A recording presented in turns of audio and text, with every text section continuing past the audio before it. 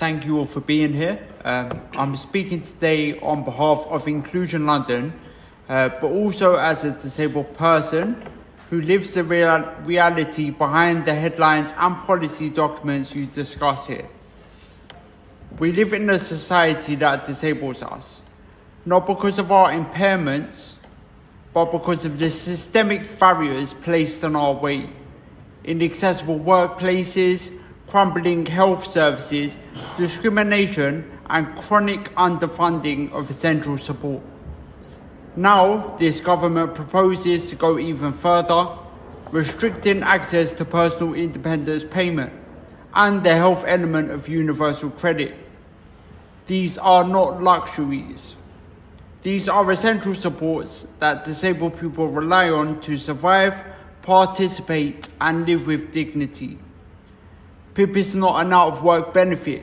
In fact, it's not a benefit at all.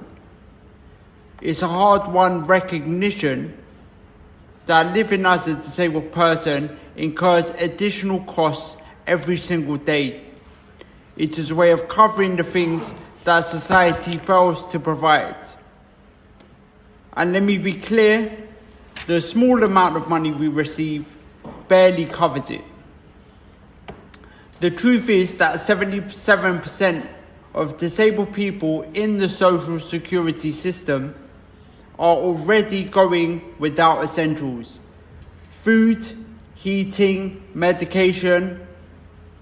Taking more away from us will not incentivize employment. It will force people into crisis. It will push people further from the workplace, not closer to it. If the government really wanted to support disabled people into work, it would invest in accessible workplaces, flexible working conditions, properly funded social care, affordable, accessible housing, and an NHS that doesn't leave us waiting months or years for basic treatments. Instead, the government has made a clear political choice: not to fix what is broken, not to remove barriers, but to blame disabled people for a system that has already failed us. And it doesn't stop with benefits. At the very same time they propose slashing PIP, we are also facing renewed pressure from the assisted dying bill.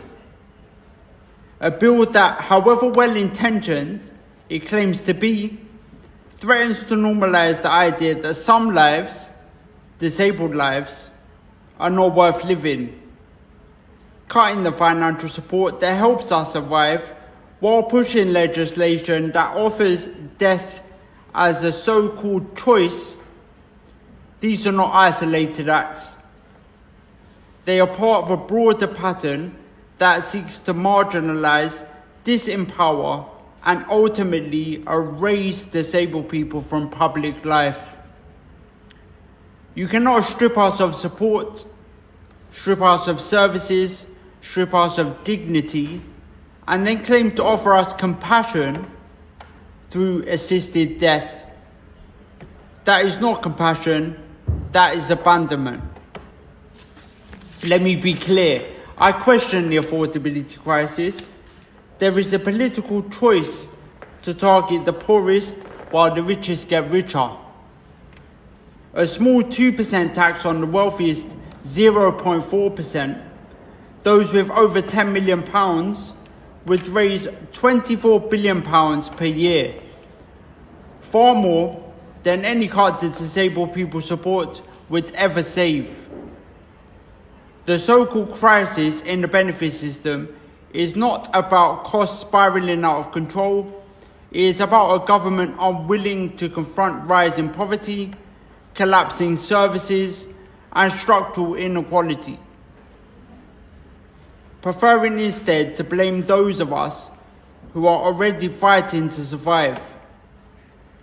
When disability living allowance was replaced by PIP, we lost thousands from the system. Many were pushed out of work, deeper into poverty, stripped of their independence. We remember what the devastation felt like and we fear that it's happening again. Disabled people are part of society, workers, parents, community leaders, taxpayers, voters. We are not a burden, we are not invisible, and we will not be erased. To those in power, I would say this: you may try to cut us out of the budgets, you may try to silence us in the consultations, you may even try to legislate us out of life itself, but we are still here.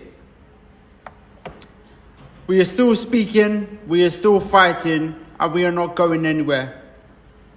Because the fight for our survival, for our dignity, our rights, and our lives is not just about disabled people, it's about the kind of society we all want to live in.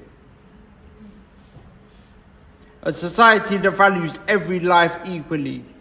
A society that refuses to accept poverty, exclusion, and death as the price of political convenience.